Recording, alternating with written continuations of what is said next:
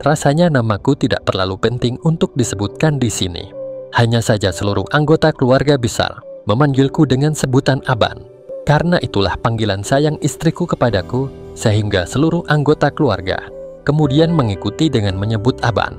Usiaku saat ini sudah 28 tahun dan istriku 24 tahun. Pernikahan kami sudah memasuki tahun ketiga dan telah memiliki seorang putri yang lucu. Istriku adalah putri ketiga dari 4 bersaudara yang semuanya perempuan. Kakak ipar tertuaku bernama Mbak Yatik, umurnya 31 tahun, dan yang kedua bernama Mbak Salama, setahun lebih muda dariku. Sedangkan Ima, si Bontap, berusia 20 tahun dan beberapa bulan yang lalu melangsungkan pernikahan dengan calon suaminya. Disinilah kisah indah antara aku dan kakak iparku itu bermula. Penasaran kan? Yuk kita simak saja sama-sama.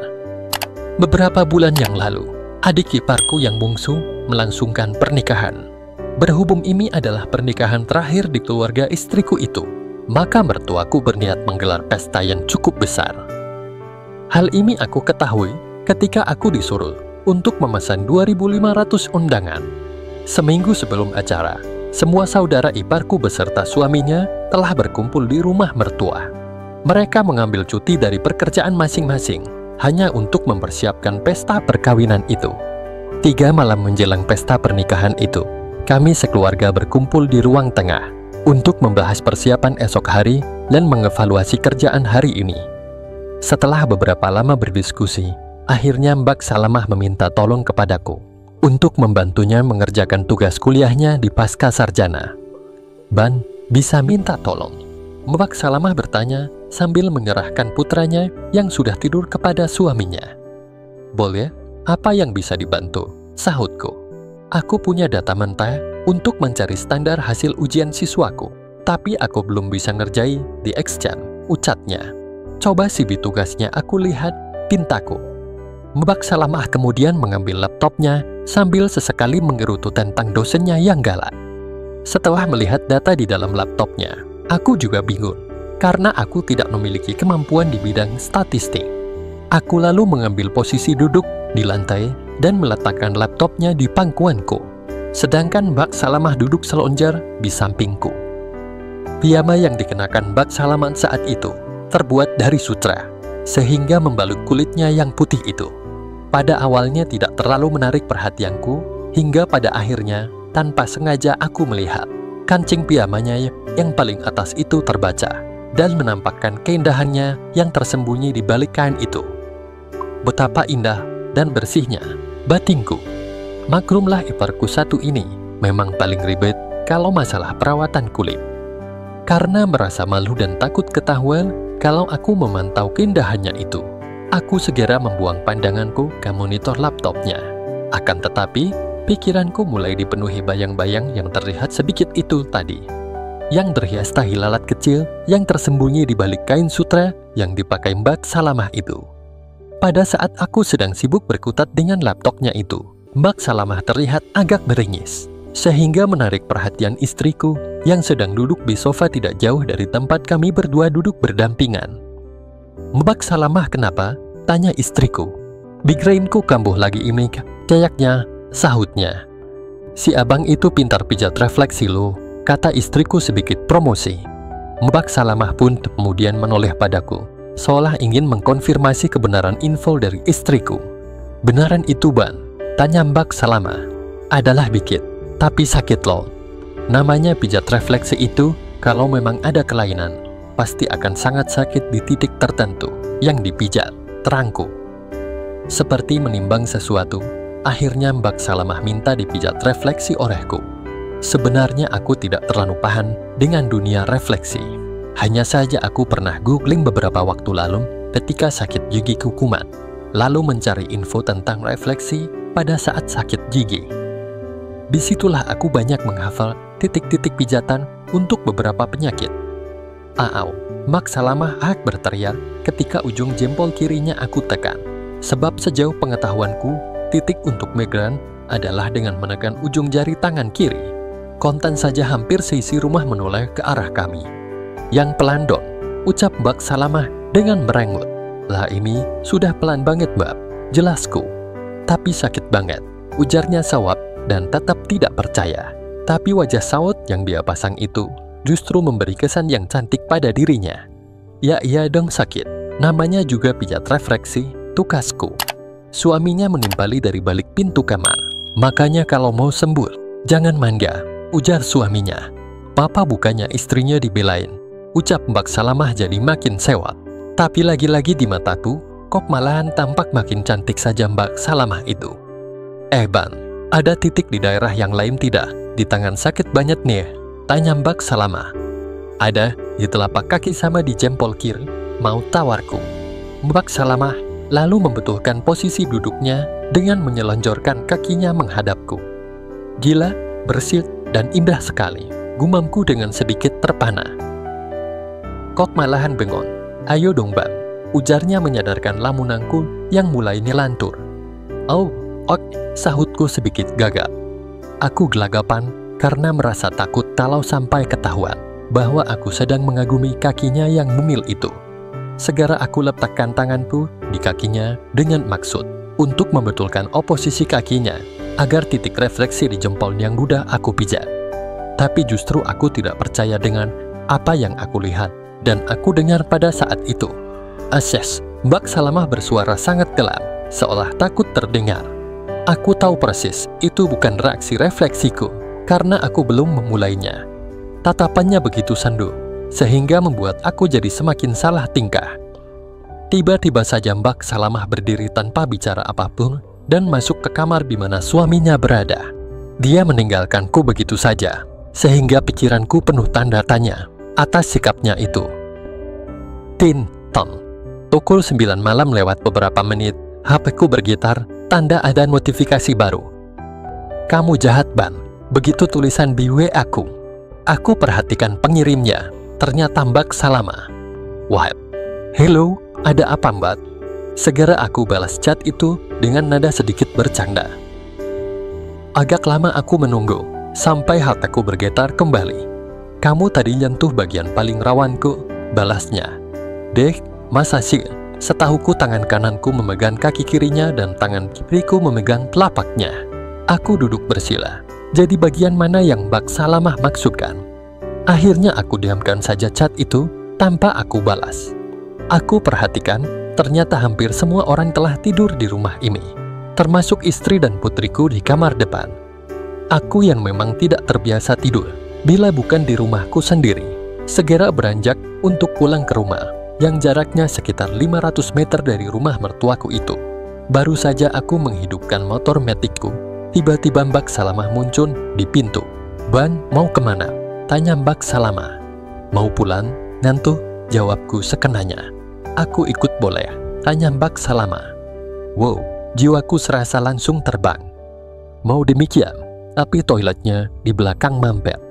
Yang di samping tidak ada pintunya, lanjutnya. Oh alah mau demikian Thor, aku kira mau senang-senang, batingku. Ya sudah, ayo, ajakku. Tungguin aku pakai jilbab dulu, sahutnya seraya berlalu. Tidak beberapa lama, dia muncul dengan mengenakan jaket dan jilbab kecil untuk menutupi rambutnya yang panjang sebahu. Ipaku ini bukan orang yang terlalu dalam menerapkan aturan keyakinannya, sehingga dia mengenakan jilbab hanya untuk berpergian saja. Beberapa lama kemudian, sampailah kami berdua di rumah mungilku. Baru saja aku membuka kunci rumahku, Mbak Salamah langsung saja nyelonong pergi ke toilet. Mungkin sudah sangat ingin membuangnya, kayak Sekitar 5 menit kemudian, dia sudah selesai dari toilet.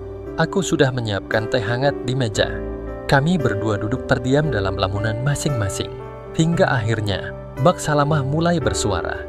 Tadi yang kamu pegang itu adalah yang paling rawan, kata Mbak Salamah menjelaskan.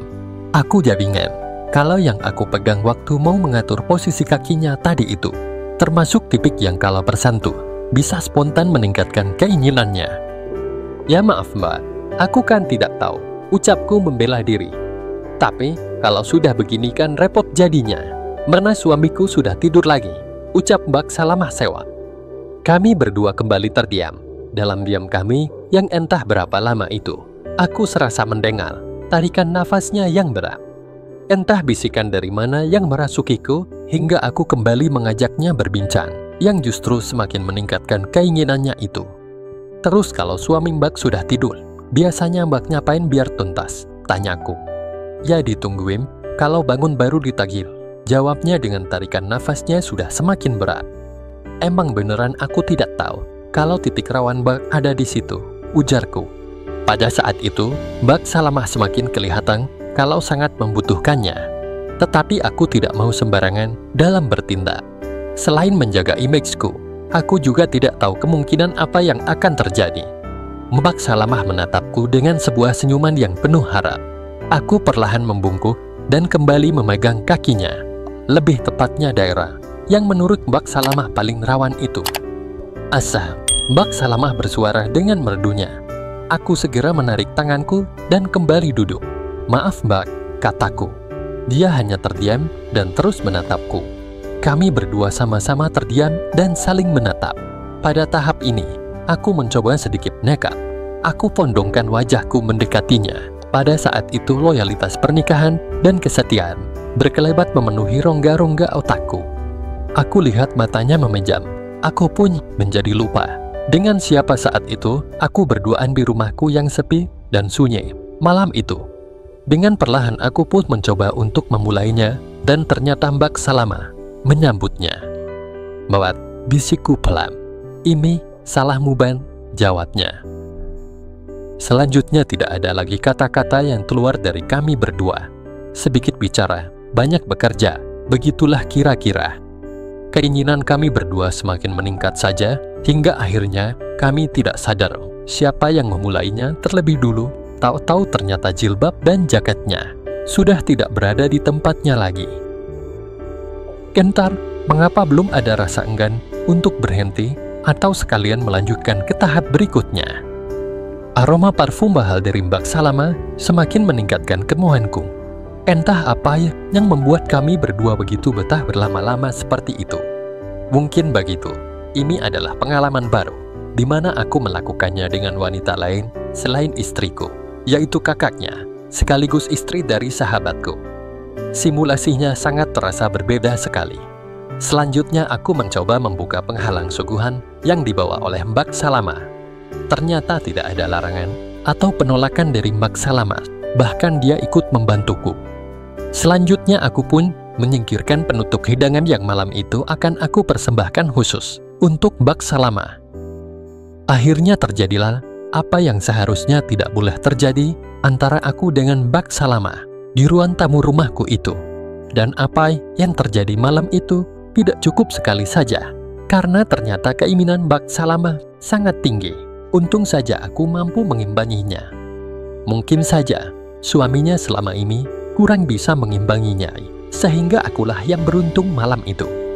Setelah selesai yang kedua kalinya dan beristirahat, Mbak Salamah berkata, "Kamu jahat, Bal. Kamu sudah bikin aku membohongi suamiku," ucapnya dengan senyuman penuh kebahagiaan. Aku juga tidak menyangka Mbak tidak ada rencana. Kok tiba-tiba sudah seperti ini? Sahutku seraya mengelus rambutnya dengan penuh kasih sayang. Mbak Salamah mengangkat wajahnya dan menatapku. Tatapan yang sangat damai, matanya yang indah, dan senyumnya yang mengembang.